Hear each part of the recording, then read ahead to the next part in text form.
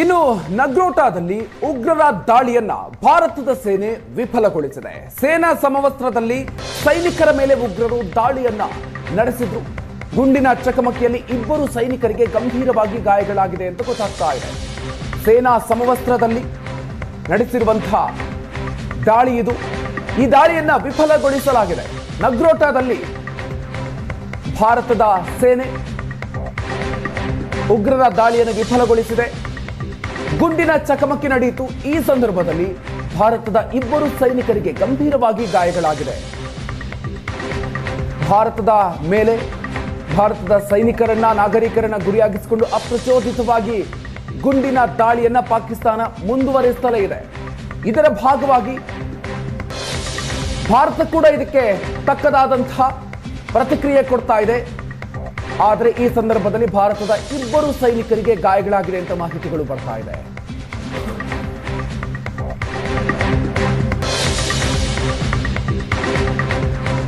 ಇನ್ನು ನಗ್ರೋಟಾದಲ್ಲಿ ಉಗ್ರ ದಾಳಿಯನ್ನ ಸೇನೆ ಖಚಿತಪಡಿಸಿದೆ.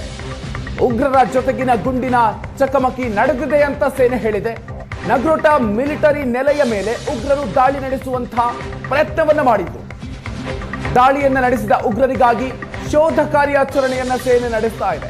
ನಗ್ರೋಟಾ ದಾಳಿಯಲ್ಲಿ ಒಬ್ಬ ಯೋಧ ಕೂಡ ಗಾಯಗೊಂಡಿದ್ದ. ಓರ್ವ ಯೋಧ ಗಾಯಗೊಂಡಿದ್ರು ಈ ಒಂದು ದಾಳಿಯ ಸಂದರ್ಭದಲ್ಲಿ.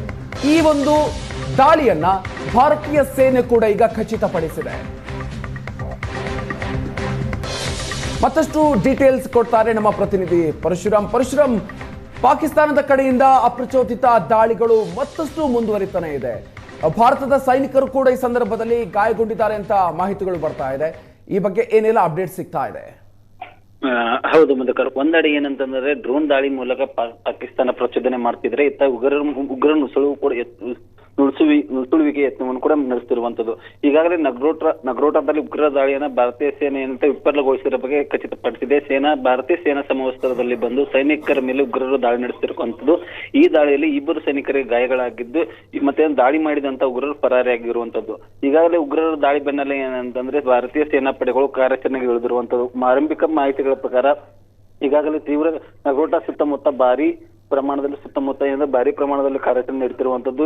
ಹಾಗೆ ಅಲ್ಲಿನ ಇರತಕ್ಕಂಥ ಕಾಡುಗಳಲ್ಲಿ, ನಗ್ರೋಟಾ ಅಕ್ಕಪಕ್ಕ ಇರತಕ್ಕಂಥ ಕಾಡುಗಳಲ್ಲಿ ಉಗ್ರರು ಅವಿತುಕೊಳ್ತಿದ್ದಾರೆ ಅನ್ನುವಂತ ಮಾಹಿತಿಗಳು ಅಂತ ಲಭ್ಯವಾಗ್ತಿರುವಂತದ್ದು. ಇದರ ಬೆನ್ನಲ್ಲೇ ಏನಂತಂದ್ರೆ ಅನುಮಾನಾಸ್ಪದವಾಗಿ ಕಂಡು ಬಂದಂತ ಎಲ್ಲಾ ವ್ಯಕ್ತಿಗಳನ್ನ ಏನಂತಂದ್ರೆ ಈಗಾಗಲೇ ಭಾರತೀಯ ಸೈನಿಕರು ವಿಚಾರಣೆ ನಡೆಸ್ತಿರ್ತಕ್ಕಂಥದ್ದು.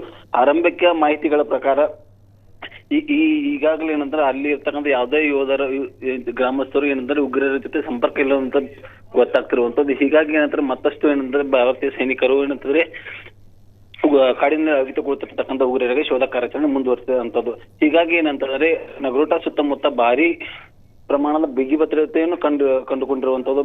ನಗ್ರೋಟಾ ಆಗಿರ್ಬೋದು, ನೌಶೇರಾ ಆಗಿರ್ಬೋದು, ಬಾರಾಮುಲ್ಲಾ ಆಗಿರ್ಬೋದು, ಹೀಗೆ ಏನಂತಂದ್ರೆ ಜಮ್ಮು ಕಾಶ್ಮೀರದ ಗಡಿಯಾದ್ಯಂತ ಏನಂದ್ರೆ ಭಾರತೀಯ ಸೈನ್ಯ ಈಗಾಗಲೇ ಕಟ್ಟೆಚ್ಚರವನ್ನ ವಹಿಸಿರುವಂತದ್ದು. ಅದಾದ ಮೇಲೆ ಏರ್ ಡಿಫೆನ್ಸ್ ಸಿಸ್ಟಮ್ ಕೂಡ ಏನಂದ್ರೆ ಅಲರ್ಟ್ ಆಗಿರುವಂತದ್ದು.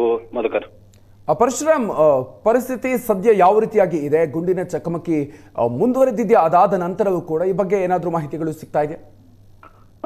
ಮಧುಕರ್, ಈ ಸದ್ಯದ ಮಾಹಿತಿಗಳ ಪ್ರಕಾರ ಕಾಶ್ಮೀರದ ಗಡಿಯಲ್ಲಿ ಏನಂದ್ರೆ LOCಯಲ್ಲೇ ಪಾಕಿಸ್ತಾನದ ಕಡೆಯಿಂದ ಫೈರಿಂಗ್ ಏನಂದ್ರೆ ನಿಲ್ಲಿಸಿರುವಂತದ್ದು. ಹೀಗಾಗಿ ಏನಂದ್ರೆ ಈಗ ಸದ್ಯದ ಮಾಹಿತಿಗಳ ಪ್ರಕಾರ ಭಾರತ ಹಾಗೂ ಪಾಕಿಸ್ತಾನದ ನಡುವೆ ಯಾವುದೇ ಏನಂದ್ರೆ ಫೈರಿಂಗ್ ಆಗುತ್ತಿಲ್ಲ. ಮತ್ತೆ ಏನಂತಂದ್ರೆ ಡ್ರೋನ್ ದಾಳಿಯೂ ಕೂಡ ಯಾವುದೇ ಆಗುತ್ತಿಲ್ಲ. ಹೀಗಾಗಿ ಬಾರಾಮುಲ್ಲಾ ಆಗಿರ್ಬೋದು, ಪೂಂಚ್ ಆಗಿರ್ಬೋದು, ಉರಿ ಆಗಿರ್ಬೋದು, ಇಲ್ಲಿ ಇರತಕ್ಕಂಥ ಬ್ಲಾಕ್ ಕೋಟ್ ಅನ್ನ ಈಗಾಗಲೇ ಅಂತ ಭಾರತೀಯ ಸೈನಿಕರ ಸಂಪೂರ್ಣ ತೆರವು ಮಾಡಿದ್ದಾರೆ. ಹೀಗಾಗಿ ಸಹಜ ಸ್ಥಿತಿ ಅರ್ಥ ಏನಂತಂದ್ರೆ ಜಮ್ಮು ಕಾಶ್ಮೀರ ಬರ್ತಿರುವಂತದ್ದು. ಇತ್ತ ಶ್ರೀನಗರದಲ್ಲೂ ಕೂಡ ನಿನ್ನೆ ರಾತ್ರಿ ಭಾರಿ ಪ್ರಮಾಣದ ಸ್ಫೋಟ ಬಂದಿತ್ತು.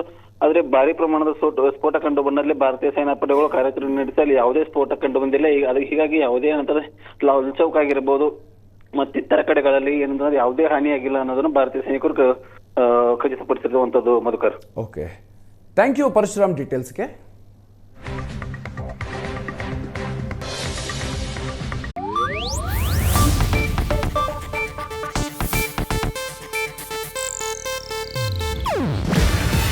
ಇದು ಏಷ್ಯಾನೆಟ್ ನ್ಯೂಸ್ ನೆಟ್ವರ್ಕ್ ಪ್ರಸ್ತುತಿ. ನೀವು ನೋಡ್ತಿದ್ದೀರಾ ಏಷ್ಯಾನೆಟ್ ಸುವರ್ಣ ನ್ಯೂಸ್.